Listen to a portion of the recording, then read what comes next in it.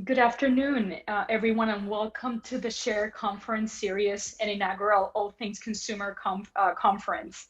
I'm Cristina Fernandez, Senior Equity Research Analyst at TAG, and I'm pleased to be hosting this fireside chat with Luis Campos, Chairman of Betterware. I want to remind you all who are listening in, if you have a question, please use the Q&A box to submit your question. And with that, we'll get started. So Luis, for a lot of the people in the audience who are not familiar with Betterware, can you tell us about your company, perhaps about your selling model, your core customer, the products you sell? Thank you. Yeah, sure, Christina. Well, we are a leading direct-to-consumer Mexican company that provides household solutions. We have a two-tier network of distributors and associates that sell our products. The average of our customers are women between age of 30 and 50 that belong to socioeconomic levels C and D.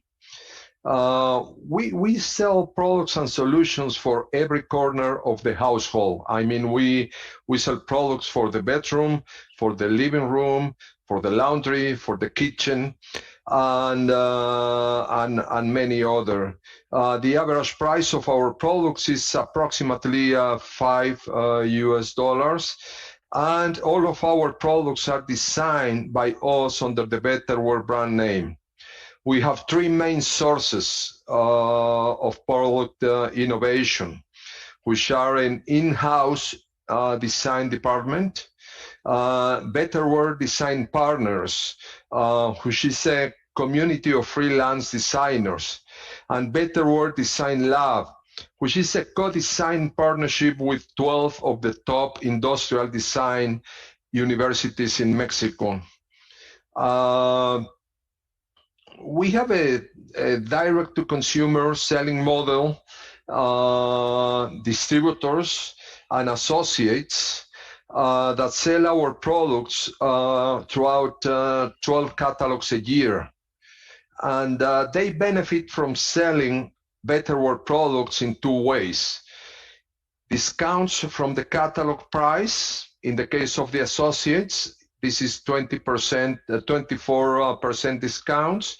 And in the case of distributors, this is between 10 and 16%, depending on the side of the order. In addition to that, for every purchase, they generate Betterware points, which they can redeem for furniture and home appliances for their homes. And we based our business in three very important pillars.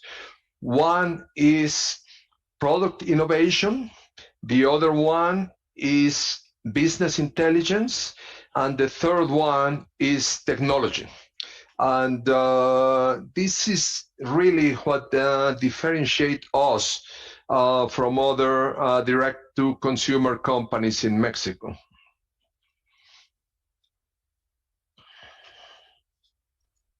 Great, that's a good introduction. I wanted to see if we could talk about your product manufacturing and the supply chain. It's a big topic these days with everything kind of going on around the world. Where do you source your product from, and are you seeing any incremental delays or disruptions in bringing those products to Mexico?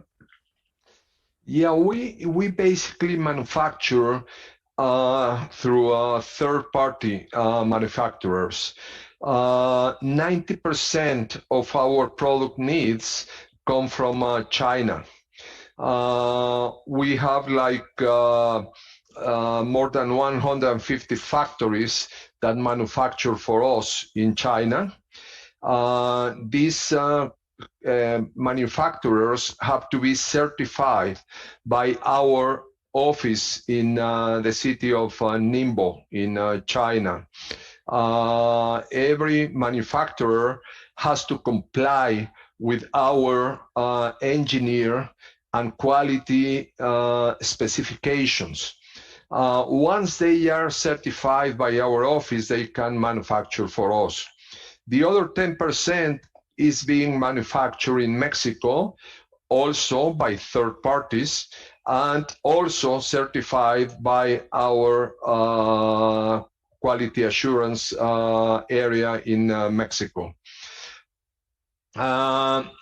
This year, we have seen increases in raw material, commodity costs, and freight costs from China.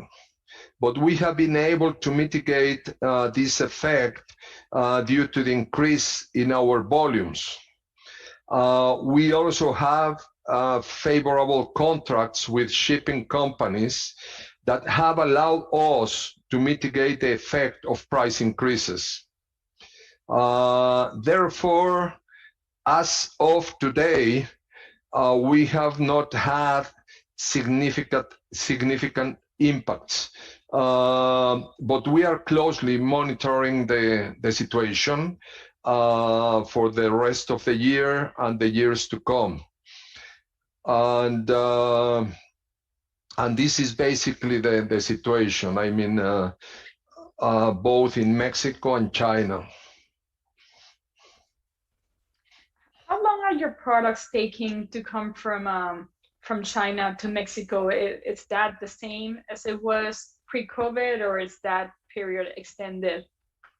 It is basically the same, Christina. I mean, that has not changed. And unfortunately, it's basically the same. However, and in view of the situation, we have been increasing our inventories since the beginning of this year in order to prevent any disruption at a certain time. And I know one of the areas where you've been investing, this year and also recently has been in your distribution capacity. Can you talk about those investments and how that's change the amount of volumes you can handle? Yes, between 2019 and 2021, we have invested a little bit more than $50 million in our new national distribution center, which is, in the case of pick and pack lines, almost 100% automated. Due to the lack of chips and some other components from China, we had a delay to begin running our pick and pack tower in this national distribution center, but we will begin operating it next week. And we expect to be efficiently running this tower before the end of the year. Okay, then this is where we have basically invest, and we have been also investing in technology. But before talking about that, we are already working in order to open a new distribution center in Mexico City, somewhere in Mexico City, and we plan to open this distribution center sometime by the end of the first quarter or beginning of the second quarter of next year. This will expand our capacity and also will allow us to better serve our customers in the big Mexico City metropolitan area and the southern states of Mexico. We are going to shorten the service time, shipping time to these locations. And in fact, what we are also investing in technology, and as we have been doing over the last basically 5-6 years.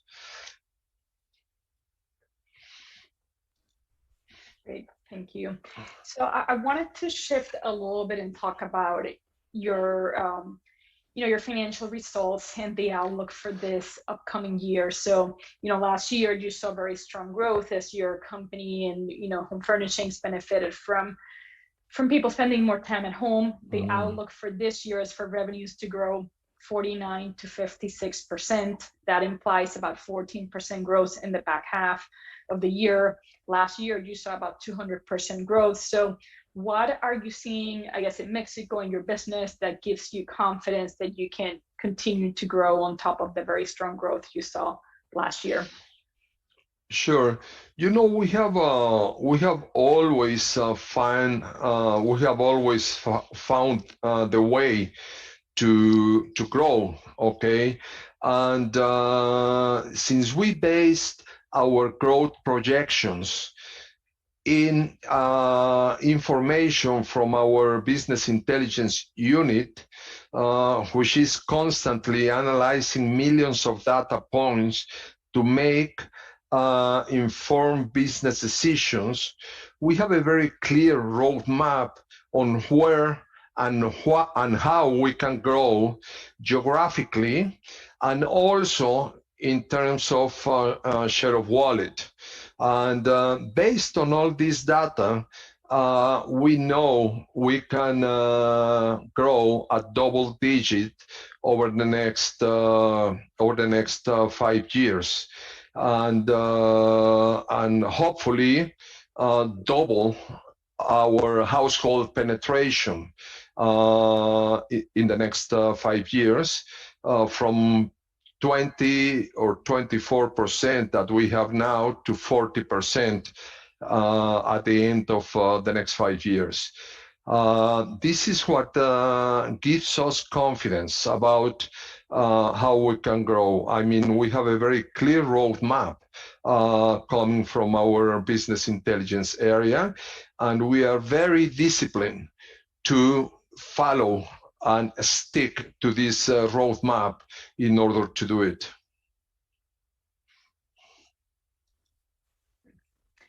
And then from the profit standpoint, you run a very profitable business. EBITDA is close to 30% for this year. As you think about going forward, is this a good steady state, or you think there's potential for the EBITDA margin to go, even higher than the 30% you're about today?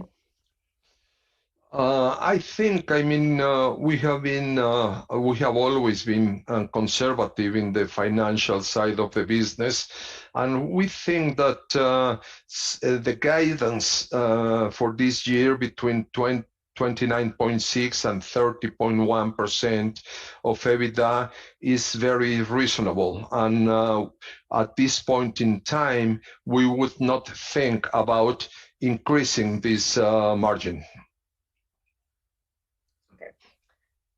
So, let's talk about the growth initiatives, and you talked a little bit about this in your remarks, but there's a couple of components to the growth strategy going forward to being able to, to achieve that double digit every year. A big one is, as you said, in Mexico, your home market is expanding the penetration. Can you talk a little bit more about how you plan to expand that penetration and sort of the tools you have to do that? Yes, I think talking about organic growth, this is basically household penetration and share of wallet, okay? And what we are going to do is to strengthen our three basic pillars. As I said before, technology, we keep investing on that, and business intelligence, and very important, product innovation, okay? In terms of product innovation, we want to create a lot of value in our products, okay? And we have identified the different market niches where we can be very competitive, and with very competitive products. Then we have a very clear roadmap and pipeline for our product innovation for the next 5 years. And we are going to stick to this plan, and you will see a lot of value in our products in each one of these market niches in the years to come.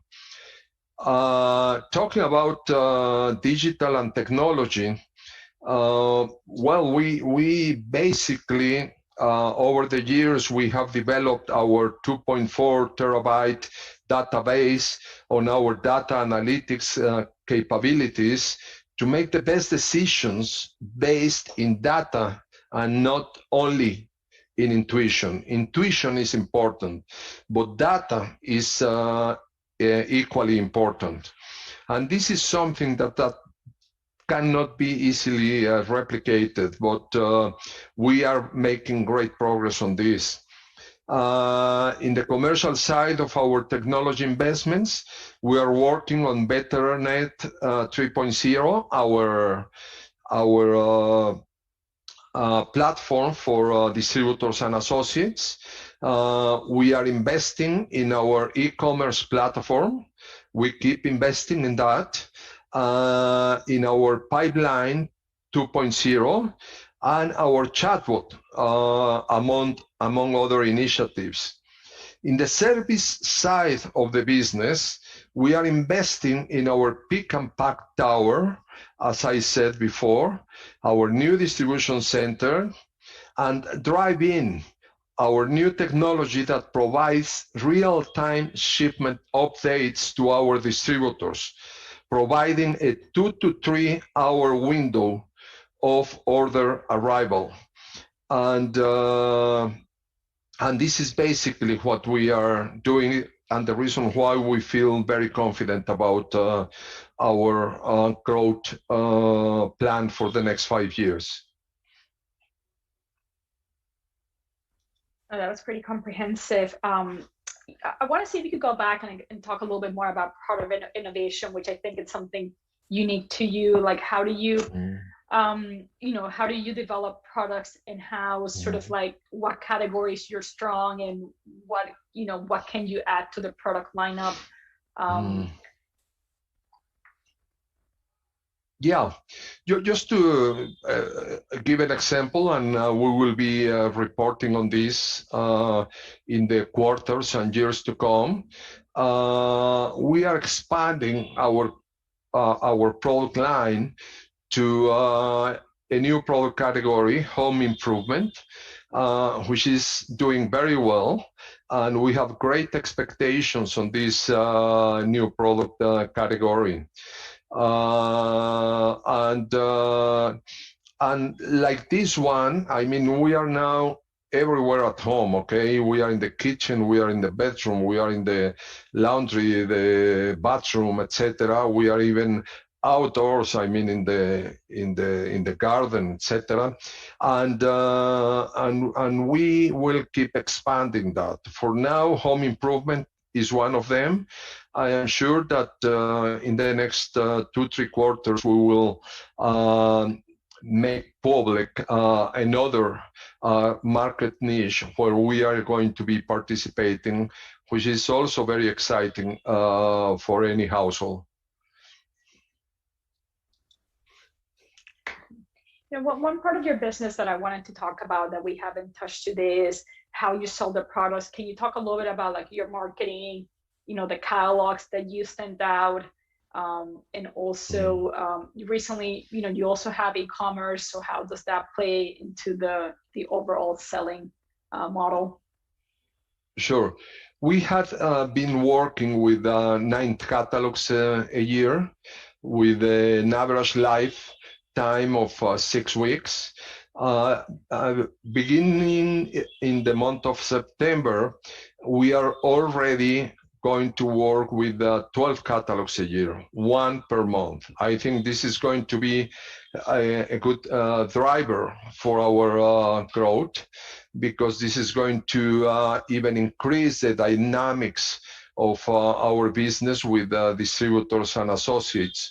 And regarding the e-commerce platform, this is an e-commerce platform that has been designed to work together with our distributors and associates. You can now place an order online, and what we are going to do is to get this order and assign this order to the closest distributor to your address, and this distributor is going to deliver the product to you, and she or he is going to make the same income they do from any other order they place to the company. It's working very well. We still have a lot of work to do in order to make these online purchases a great experience for the consumers. But and the other way you can use the e-commerce platform is our distributors, okay, can use this platform in order to get more associates and in order to get more customers. And our associates as well, they can also use this e-commerce platform to get more customers. Then this is very early to tell because we just launched this platform last December. But I think year after year, the sales coming from this e-commerce platform are going to be more and more relevant. In one other area I wanted to discuss with you is international expansion. So, longer term, this is, the part of the strategy. You've launched Guatemala as a test market and have been in that for a couple of years. So maybe talk about how you see international expansions, the plans and what countries have the most opportunity. Yeah, well, last year we partnered with someone in Guatemala, and even when Guatemala is a very small market, what we wanted was to prove that we can replicate our business model. We began last year, and 1 year later, Betterware Guatemala is already growing at high double-digit numbers and is already profitable with EBITDA between 15 and 18%, and it's self-sufficient in terms of cash. And this pilot test encouraged us to expand this Guatemala business to probably Panama and Costa Rica over the next 2 years, and definitely encourage us to look at the possibility of expanding our business to Colombia and Peru with the right partners over there. The other inorganic initiative we have is M&A. If we find a company in Mexico or another geography where we feel that we can replicate the business model and accelerate the growth of that company, we could also think about that. Okay, then this is basically these are the initiatives. However, talking about geographic expansion or M&A, we want to keep the Betterware Mexico management 100% focus in organic growth, okay? And this is why we are looking for good partners for our geographic expansion or M&A, because those operations should be totally independent from the Betterware de Mexico in order that we keep focus on organic growth in Mexico, okay? Then we have different teams looking for that. Yeah, absolutely. Well, I think this is all the time. We're out of time today. So this was, a very interesting discussion. And thank you, Luis, for all the insight on the company. Hopefully everyone on the audience, came out with a good perspective of what Betterware is about and all the growth and strategic initiatives in place. So thank you, everyone, for listening in. And the next presentation is at 12:30 with Chicos. And with that, everyone, have a great afternoon. Thank you. Thank you, Christina. Have a good day. Bye.